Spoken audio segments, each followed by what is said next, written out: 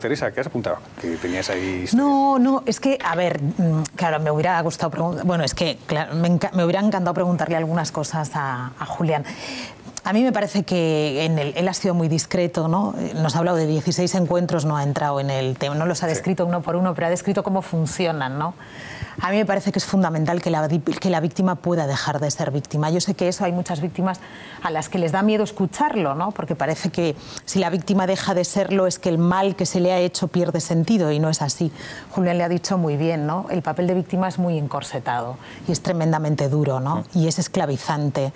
Y además es permitir que el mal triunfe. Entonces, claro, cómo él narraba o describía ese proceso de liberación de las víctimas, a mí por supuesto que me convence y me tranquiliza que los asesinos o que los delincuentes pidan perdón, pero a mí me interesa fundamentalmente que la víctima vuelva a ser una persona libre. Y de la narración que hacía Julián, la verdad que eso es lo que a mí más me impresiona y lo que más me gustaría que la sociedad pudiera oír sin las gafas de las ideologías, sin las gafas de la pasión, simplemente con el corazón, ¿no? Esa colección de prejuicios de los que hablaba antes Freddy. Vamos a escuchar la primera intervención del cardenal Bergoglio, además muy bonita porque habla de una vergüenza que trae dignidad, una cosa, ya veréis. Y lo más hondo para ponerse a tiro de Dios es reconocer que yo he fallado en algo. A ver, ¿en qué he fallado? Y a veces uno se pone colorado. Yo hice esto.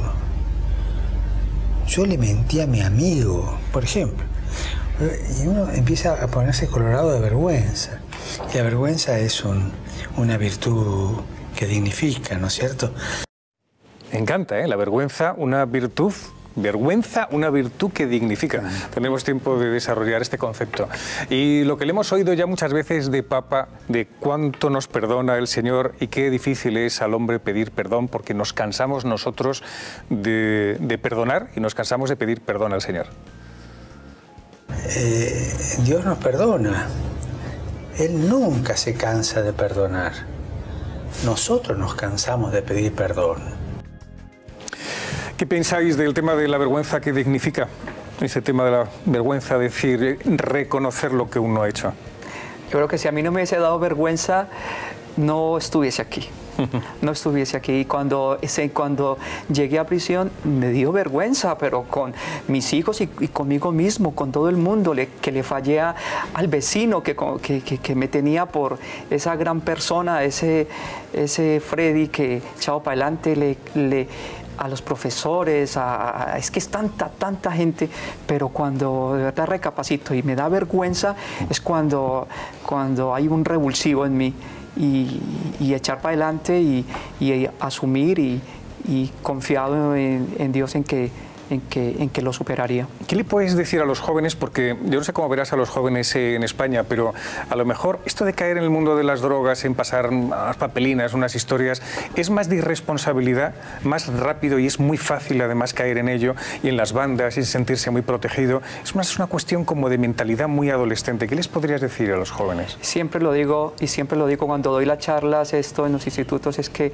es muy fácil decir sí, es que es ahí, lo tenemos, pero es tener ese valor, tener ese autocontrol, es decir, un no con toda la responsabilidad, porque ahora los jóvenes le dicen que sí porque que hay que pertenecer al grupo, tienen que estar ellos porque si no está out, si no lo eliminan del grupo, pero es un poquito de responsabilidad, de autocontrol y de decisión, y nos ahorraremos una cantidad de problemas y de años de prisión.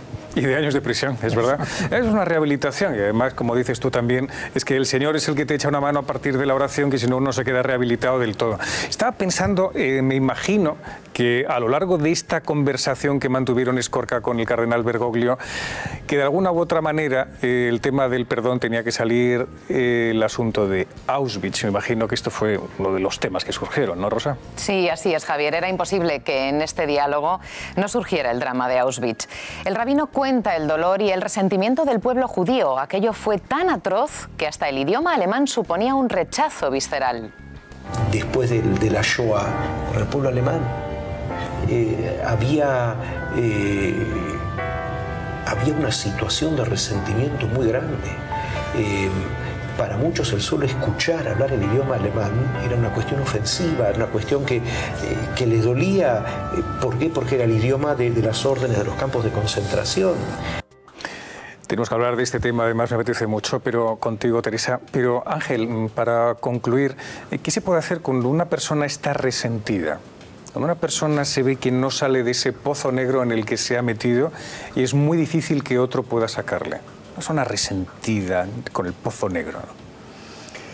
Pues lo primero, mucha paciencia y, como he dicho antes, bondad, cariño, amor, sin paternalismos, mucha escucha, y tiene que ser el que se perdone, tiene que ser el que se dé cuenta,